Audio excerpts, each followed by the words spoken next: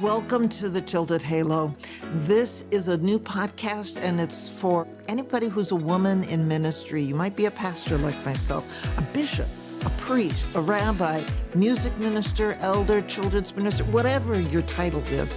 You're absolutely in the right place, especially if you're someone who loves your ministry and you're doing it well and you're feeling pressure to sometimes be perfect, and deep down inside, you know you're not. And how in the world to deal with that? And men, you're absolutely welcome here too, because this is about ministry and the same thing can happen to you. So you're all in the right place. Let's get started with the show. What are you tolerating? That's an important question for all of us to think about. When we tolerate something, it becomes like a ball and chain. And when I think of that, I think of Dickens' Christmas Carol and the part in it where the ghost of Jacob Marley comes back, and he's wearing this ball and chain that's chaining him to the past and all of the things that he didn't do, and his past miserly ways. And our tolerations can become like that. What do I mean by a toleration? It's the things we put up with that we really don't like. Sometimes it can become people, but mostly it's things about a person that we tolerate. And if that can't change, then it's the person. But more often, sometimes it's things about ourselves too that we tolerate. One of the things I know that I tolerate about myself is I do tend to procrastinate on some things. And finding a place for everything, keeping too many things instead of throwing them all away as quickly as some other members of my family would like me to. And so things do pile up a little bit. And I tolerate that. Sometimes it's because there's things that I want that I will be using or think I will be using, but then weeks go by and sometimes months go by and it's still there. And it's still thinking like, oh, I'll read that. Or, oh, I want to do something with that, but I don't have time for it right now. And when I really think about it, the chances of having time for it anywhere in the near future is pretty limited. And so I'm learning to get a little bit better at getting rid of those tolerations. And as I do that, cleaning up some of the clutter, things that I tolerate sitting around, it feels good. It feels lighter. It's freeing when we do that. And so one of the exercises that one of my mentors, Tiffany Largy, has had us do is write down a list of the things we're tolerating. That can be a very telling list to go through and to think about. Things about ourselves that we tolerate. Things about where we're living or how we're living. Things about our health and well-being that we may tolerate that we keep saying we want to change, but we don't. Things about relationships that we tolerate. Things about our life, not just where we live, but what are we doing? Are we staying in a position, whether it's in a faith community or a job, just because it's paying the bills? Yes, paying the bills is important, but is it something we really enjoy doing? Are we doing it just because we're tolerating it? Are we tolerating the people we work with? Are we staying in a position just to tolerate, to tolerate the people that were there that we have to deal with in the midst of this. So all of these things can be ways of tolerating, or things that we tolerate in the midst of life. And when we do that, sometimes it's the thought of, well, to be a good person, we need to put up with this kind of stuff. To be a good and loving person, we need to not say anything about the way somebody is treating us. To be a good and loving faith leader, we need to put up with how we're being paid, or how people treat us on a Sunday morning, or what kind of situations we live in. Thinking about that, it's kind of a funny example. The first place where I lived as a pastor was in a parsonage, a church-owned house. And before I came to that congregation, they gave me a tour of the house and everything. And it was a small house, basically 2 main bedrooms.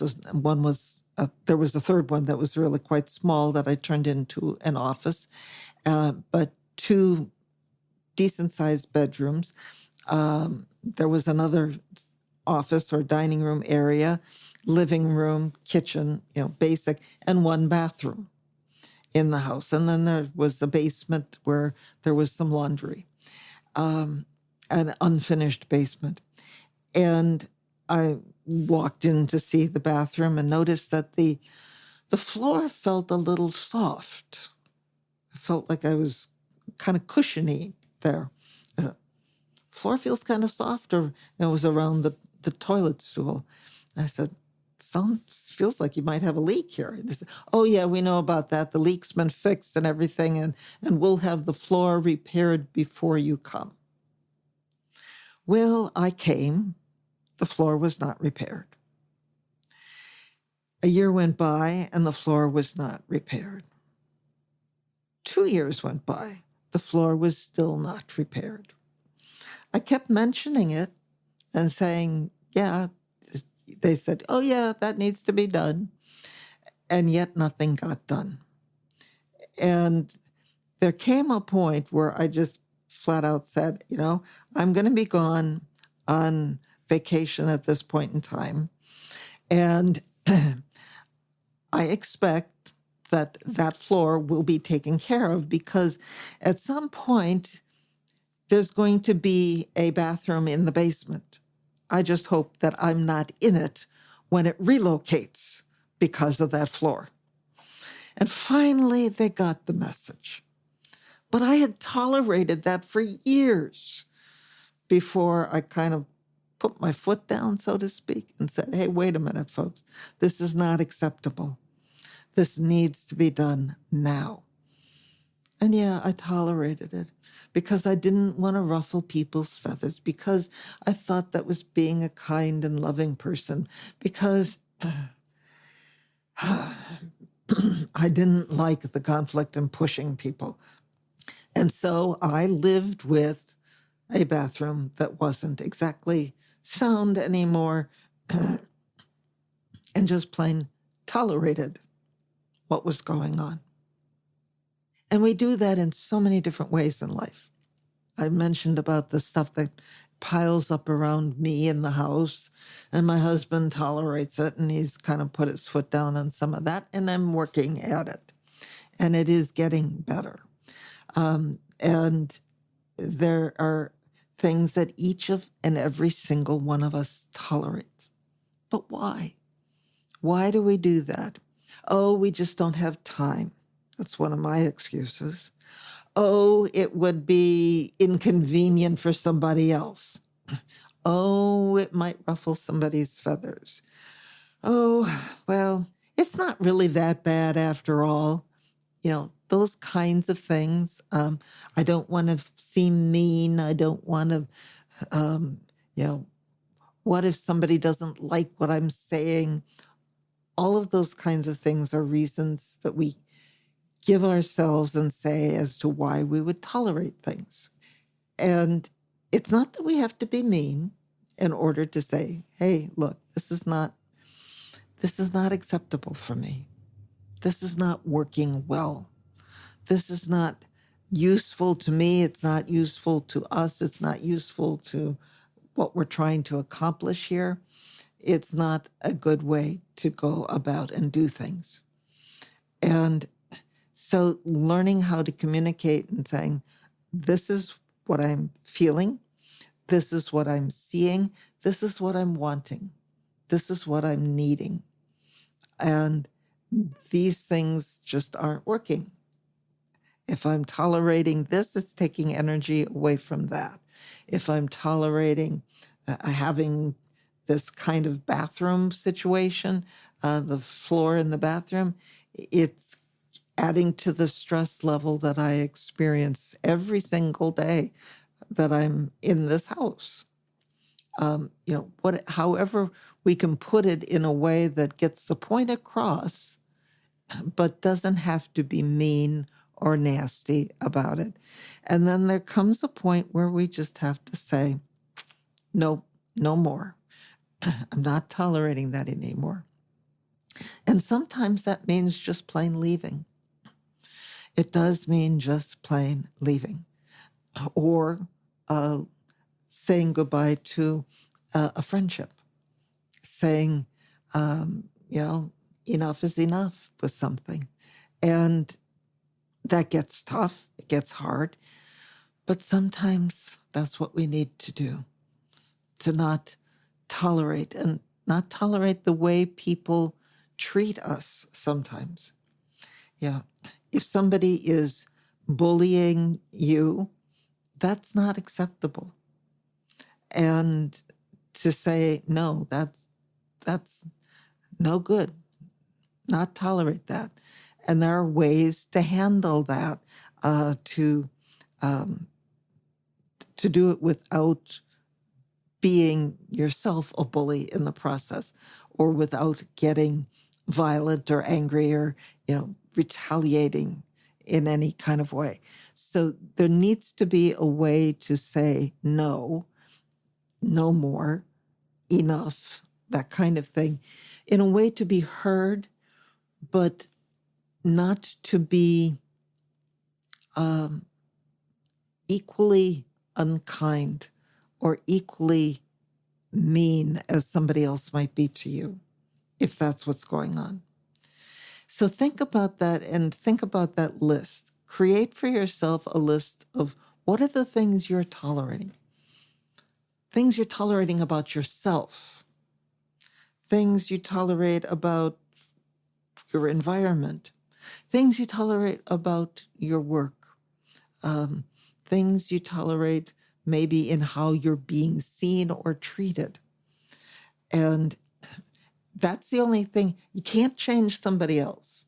We can change ourselves and who we are and what we do. We cannot force somebody else to change. We can tell them what we need. We can tell them what we want. We can tell them how their behavior is impacting us and how it feels, but we can't force them to change. So think about those things if their behavior is so inappropriate in ways that it's harmful to you or hurtful, that may mean it's time to end that relationship, that friendship, that whatever. And if it's a member in the congregation, sometimes that's very difficult to do. But you may be saying, no, I'm not going to take your phone calls anymore. No, I'm not going to come visit you. If you're behaving like that, no, I'm not going to. That's not an acceptable way to respond and be treating your pastor, your leader, worship leader, whoever you are, that there are limits you can put on that. So think about all of the things you're tolerating.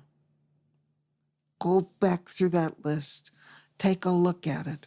Refresh that list every once in a while to see what's going on and how that's happening. And then see which one or two you can work on to stop tolerating those things and start whittling down through that list. Take something that seems manageable to begin with, to work on, maybe an easier one to solve and deal with, but then keep going down through that list and try to get rid of some of that ball and chain that's holding you down.